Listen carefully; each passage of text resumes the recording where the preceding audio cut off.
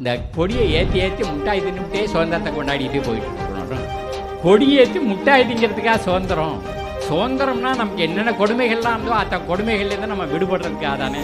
ஆடுவோமே பல்லு பாடுவோமே ஆனந்த சுதந்திரம் அடைந்து விட்டோமே என்று போன நூற்றாண்டில் நமது மகாகவி புரட்சிக்கவி நமது பாட்டன் அறிவு ஆசான் பாரதியார் அவர்கள் பாடுகிறார்.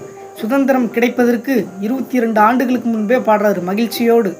ஆடுவோமே பல்லு பாடுவோமே ஆனந்த சுதந்திரம் அடைந்து விட்டோமே, எங்கும் சுதந்திரம் என்ற பேச்சே, எதிலும் சுதந்திரம் என் மூச்சே, அனைத்து உரிமைகளையும் நாம் அடைந்து விட்டோமே என்று பாடுகிறார். அதாவது ஒரு நம்பிக்கையோடு எழுதுறாரு. 420 பாடல்களுக்கு மேலே எழுதுறாரு.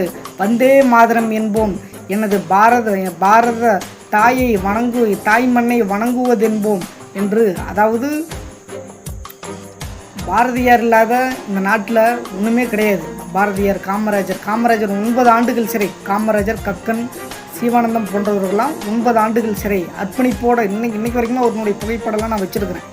இருவருமே ஒரு சைக்கிளில் போகிற மாதிரி ஒரு புகைப்படம் இருக்கும். காமராஜர் ஐயா சைக்கிள் ஓடிட்டு போவா அப்படி, பின்னாடி கக்கன் ஐயா உட்காந்துருப்பா அப்படி.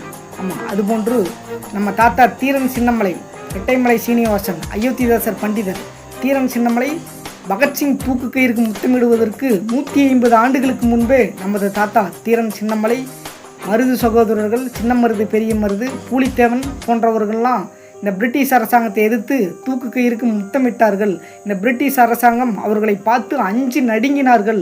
இதுதான் உண்மையான வரலாறு. அதாவது இன்னைக்கு சுதந்திரம் நம்ம தாத்தா நம்மாழ்வார்கள் அவர்கள் சொல்வது போல் 2009 இந்த நாடு வளரும் நாடு பட்டியலிருந்தே எடுத்த நாடு. இது வருஷங்கண்டா கொடியேற்றி முட்டாய் தின்னுட்டு நம்ம சுதந்திரம்னு போகிறதெல்லாம் சுதந்திரம் கிடையாது. நம்ம அனைத்து உரிமைகளையும் அடைந்து விட்டோமா? பகத்சிங் சொல்கிறாரு, தூக்கு கயிறுக்கு முத்தமிட்ட பகத்சிங் தூக்கு கயிறுக்கு உன்னுடைய கடைசி ஆசை என்ன? பாலுக்கு அழும் குழந்தை, கல்விக்கு இயங்கும் மாணவன், வேலைக்கு அலைகின்ற இளைஞன் இல்லாத ஒரு நாடே சுதந்திர இந்தியா. அதுவே எனது கனவு, அதுவே எனது இறுதி கனவு. அது நிறைவேற வேண்டும். அதற்காக தான் இந்த உங்களுடைய காவல்துறையினை காவல் அதிகாரியினை சுட்டு கொன்னேன் அப்படின்னு துணிவோடு சொல்கிறாரு. அவரை தூக்கில் போட்டுறாங்க.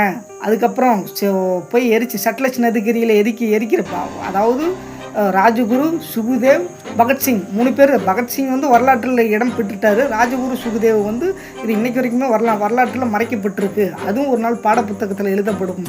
3 பேருமே சட்லஜ் நதிக்கரையில் போய் எரிச்சிடுற 3 பேர்த்தினுடைய சாம்பலையும் போய் கரைச்சிடுறாங்க.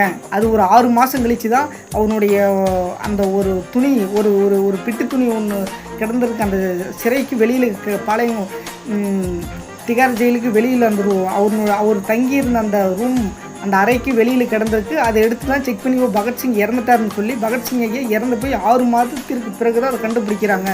இதெல்லாம் மறைக்கப்பட்ட உண்மை. அதாவது அந்த காலத்தில் முதல்ல வந்தே மாதரம் என்ற வார்த்தையை தமிழ்நாட்டில் பயன்படுத்தியது நமது தாத்தா மகாகவி பாரதியார் அவர்கள்தான். அதாவது அன்னைக்கு வந்தே மாதரம் அந்த சுதந்திர போராட்டத்தப்ப சுதந்திரம் கிடைக்கிறது 22 ஆண்டுகளுக்கு முன்பே 200 ஆண்டு அந்த முதல் சுதந்திர விடுதலை போர் 1805 வேலூர் கழகம் 1856 கிட்டத்தட்ட 200-300 ஆண்டுகளாகவே கிட்டத்தட்ட லட்சக்கணக்கான பேர் வீட்டுக்கு ஒருவர் அர்ப்பணிச்சிருக்கிறாங்க நாட்டுக்காக. ரத்த ஆறே ஓடி இருக்கு. ஆமாம், அப்படி இருந்து இந்த சுதந்திரம் கிடைச்சிதா? சுதந்திரம் அனைத்து உரிமையும் பெற்று விட்டோமா என்று கற்றறிந்த பிள்ளைகள், இந்த மண்ணையும் மக்களையும் உயிராக நேசிக்கக்கூடிய இளைஞர்கள் நாம் சிந்திக்க வேண்டும். எந்த கனவுக்காக நமது முன்னோர்கள் தன்னை அர்ப்பணித்தார்கள் என்பதை நாம் உணர வேண்டும். உயரிய துச்சமா எண்ணி போய் நின்னாங்க. உசுறு என்ன? உலகத்திற்கு வீரம், அர்ப்பணிப்பு, மானம் அனைத்தையும் கற்றுக் கொடுத்தவர்கள் தமிழர்கள். அதுதான் மண்டியிடாத மனம், வீழ்ந்து விடாத வீரம். அதாவது ஒரு உயிர் உன்னதமானது என்பதை அறிவோம். அந்த உயிரினும் மேலானது எனது சுதந்திரம், எனது கௌரவம், எனது மானம் என்பதையும் நாம் அறிவேன். ஆம், அதனால தான் நமது தேசிய தலைவர் பிரபாகரன் அவர்கள் சொன்னார், 1947 காலகட்டத்தில் சுதந்திரம் கிடைக்கவே கிடையாது. சுதந்திரம் கிடைத்த காலத்திலிருந்து எங்களுக்கு மிகப்பெரிய பிரச்சனை தான், இனக்கலவரம் தான் இங்கே நடந்து கொண்டு இருந்தது அப்படின்னு தெக்க தெளிவாக அழுத்தமாக கூறினார். அதாவது நமது தமிழீழத்திலையும் சரி, நமது தாய் மண்ணிலும் மொத்தத்தில் உலகத்தினுடைய அடையாளம் நம்மளுடைய தமிழ் மண். ஆமாம், அறிஞர் அண்ணா அவர்கள் சொல்லலையா, இந்தியா என்பதே ஒரு துணை கண்டம், தமிழ்நாட்டினுடைய ஒரு அங்கம்தான், ஒரு துணை கண்டம் தான் என்று பாராளுமன்றத்தில் பேசினார். ஆமாம், அதெல்லாம் நம்ம இல்லைன்னா மறுக்க முடியாது. அதாவது இந்த இந்த இந்த தேச விடுதலைக்காக உண்மையாக அர்ப்பணித்த நமது முன்னோர்களை நம் கடவுளாக வணங்குவோம், அவர்களை தலைமையேற்று செல்வோம். நமது கொடிகாத்த குமரன், அந்த 22 வயது இளைஞன் கொடிகாத்த குமரன், திருப்பூர் குமரன் ஐயா அவர்கள், அந்த பிரிட்டிஷ்காரன் அந்த கொடியை அறுத்து, கம்பத்தை அறுத்து, கொடி மரத்தை அறுத்து கீழே தள்ளுறானாமா. அப்போ போய் அவர் அந்த நெஞ்சில் தாங்கி துப்பாக்கி சூடு வாங்கி அந்த கொடி கடைசியில் அந்த கொடி மரத்தோடு தான் கீழே விழுந்து இறந்து போகிறாராமா. அதனால தான் கொடிக்காத்த குமரன் என்று பெயர் வாங்கினார்.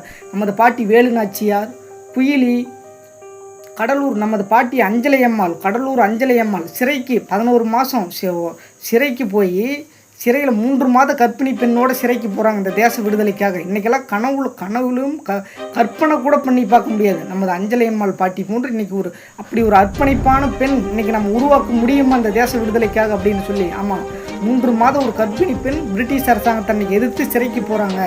சிறைக்கு போய் சிறையிலேயே குழந்தையும் பிறக்குது. ஆமாம், அது போன்ற உலகத்திற்கு அர்ப்பணிப்பை கற்றுக் கொடுத்த ஒரு இனம் இந்த தமிழினம்.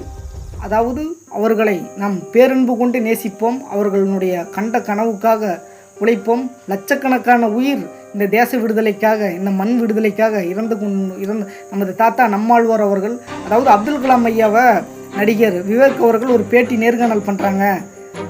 ஐயா, நீங்கள் மறுபிரிவின்னு ஒன்று இருந்தால் நீங்கள் எப்படி பிறக்கணும்னு சொல்லி ஆசைப்படுறீங்க இந்த நாட்டில் அப்படின்னு சொல்லி கேட்குறப்ப, நம்ம தாத்தா அப்துல் கலாம் ஐயா அறிவு ஆசான் அவர்கள் சொல்கிறபடி, நான் ஒரு வளர்ந்த சுதந்திர இந்தியாவில் நான் பிறக்க ஆசைப்படுறேன் அப்படின்னு சொல்லி. அப்போ இது சுதந்திர இந்தியா இல்லையா? எல்லாரும் சிந்திக்க வேண்டும்.